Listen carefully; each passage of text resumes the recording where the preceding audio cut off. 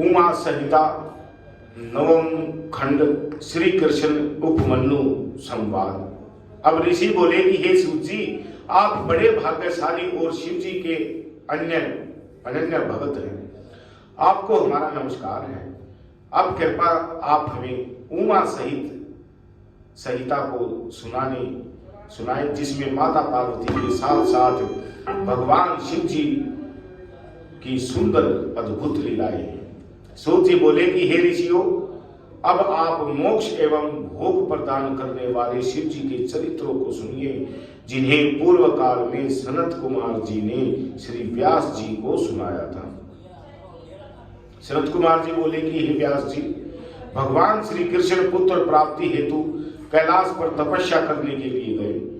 वहां पर उन्होंने उपमन्यु को तप करते देखा। श्री कृष्ण ने उपमन्यु को प्रणाम करके कहा, आप तो शिव जी के भगत हैं, मैं भी पुत्र प्राप्ति हेतु शंकर भगवान की आराधना करने आया हूं, इसलिए आप मुझे शिव जी की महिमा बताइए, जिससे भक्ति में होकर मैं भी तपस्या कर सकूं। यह सुनकर उपमन्यु बोले कि हे श्री कृष्ण जी, एक बार मैंने तप करते करते भगवान शंकर जी के दर्शन किए तो देखा कि ब्रह्मा आदि देवता उनकी सेवा में लीन थे। मैंने शिव जी के पास अनेक गुहम एवं परम दिव्य अस्त्र शस्त्रों को देखा। शिव जी का त्रिशूल तो इतना तेजस्वी है कि वह समुद्र को भी सुखाने की क्षमता रखता है। उस त्रिशूल के द्वारा ही भगवान शिव जी ने लवणासुर का वध किया था।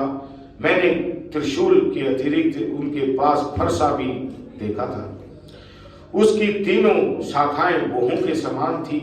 ये सूर्य तथा पासधारी यम के समान थी। उन सब सर्प उस पर सर्प लिपटे हुए थे। वह प्रलय की अग्नि के समान तेज धारा वाला था।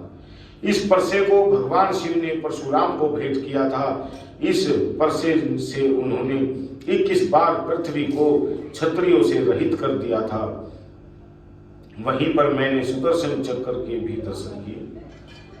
उसके 1000 मुख थे, दो नेत्र व एक पैर था। वह करोड़ों सूर्य के समान प्रकाशवान था। वहीं पर मैंने वज्र के भी दर्शन किए थे, जो तेज धार वाला चमक रहा था। मैंने वहां पिनाक नामक तरकस युक्त धनुष के दर्शन किए थे। तंत्र शक्ति तलवार, तेजस्वी पाश, अंकुश, गदा और लोकपालोक के अनेक अस्त्र शस्त्र भी मैंने देखे। वहीं पर हंस युक्त विमान में ब्रह्मा जी को बैठे देखा। वे शिव जी के दाहिने ओर बैठे थे। गरुड़ पर सवार विष्णु भगवान आयुधों सहित बाईं ओर बैठे थे। स्वयं भू आदि मनु, भृगु आदि ऋषि तथा इंद्र आदि देवता भी वहां उपस्थित थे। भगवान शिव के सामने नंदी त्रिशूल लिए बैठा था और भूतगण मातृका आदि सभी सेवा में उपस्थित थे। सब मिलकर अनेक प्रकार की स्तुतियां कर रहे थे।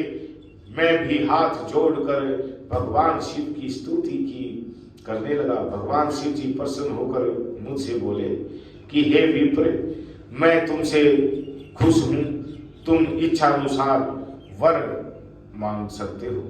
मैं बोला कि मुझे भूत, भविष्य और वर्तमान तीनों लोकों का ज्ञान तथा अपनी भक्ति का वर प्रदान करें। मुझे परिवार सहित दूध और भात भोजन में मिलता रहे।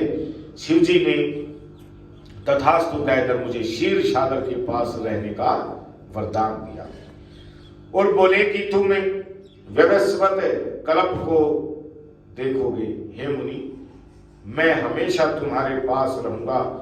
जब कभी तुम मुझे याद करोगे तो मैं तुम्हें दर्शन अवश्य दूंगा।